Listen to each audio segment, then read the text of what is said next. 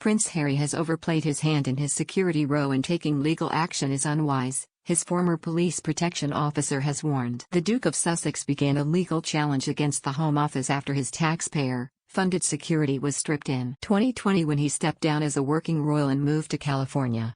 He previously said it was unsafe for him to visit the UK and bring his wife Meghan Markle and children Archie and Lilibet without protection provided by the police.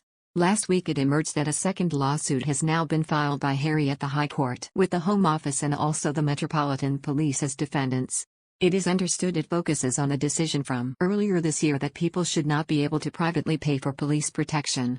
The new claim comes just weeks after Harry won the latest stage of his court fight in his initial claim against the Home Office in the High Court over his security arrangements. The ruling means he will now be able to take the case for a judicial review. But Ken Worf, a former police protection officer who worked with Harry, the late Princess Diana and Prince William, believes it would never have been the case that Harry and his family would have been left with no assistance whatsoever when visiting the UK.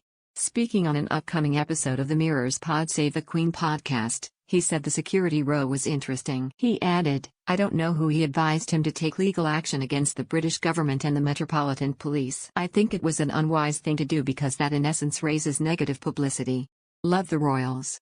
Sign up for the Mirror's daily newsletter to get all the latest news on the Queen, Charles, Kate, Wills, Meghan, Harry and the rest of the firm. Click here to sign up. He is a prince of the realm, you can't change that. He will be Prince Harry for the rest of his life unless he decides to change that. Despite the fact he is living in California, nobody is barring him from the United Kingdom, of course not. Had he decided to come, which he did do, of course, to see the Queen and also transited onto the Invictus Games in Holland, rather than make a noise about how he wants the full package, the British government and the Metropolitan Police would, of course, provide some sort of liaison to work with his own security, albeit private because that would be necessary. So with that, I can't see why he was insistent that he had this full package and a team from Scotland Yard. In essence, he wasn't really entitled to it being a working member of the British royal family. But I think the government and the Metropolitan Police would have seen it would have been wrong to see this man, a global icon and celebrity in his own right, step on shore in the United Kingdom without any protection whatsoever. So that was never the case that the government and the police wouldn't have provided a liaison to guarantee his safety and that of his wife and children.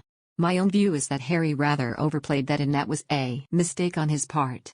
And when asked if he thought the row was set to rumble on, Ken, who has written a new book called Diana, Remembering the Princess, said he thought Harry would realize the government and the police in fact want to help him. He added, "I personally think it won't rumble on and it will stabilize, and I think he will realize if he does come back that of course there will be protection there. The country does have a responsibility to make sure that he is safe. But I don't see the government or the police for that matter caving in on it. I think Harry will have to work a little bit harder and understand that the government and the police are here to help him, and they will do so." Harry enjoyed the clock protection in the years before he left his working role in the royal family in 2020 and moved with his family to the United States. He and his team had argued that his US-based entourage does not have sufficient jurisdiction in Britain to be able to protect him properly. They further argued his hiring of police officers during the duration of his trips would come at no cost to the taxpayer. But the Executive Committee for the Protection of Royalty and Public Figures, REVEC, which falls under the remit of the Home Office, ruled last June that he could no longer be entitled to the same degree of security as he is now a private citizen. Diana, Remembering the Princess by Ken Worf and Roz Coward, published by John Blake, is out now.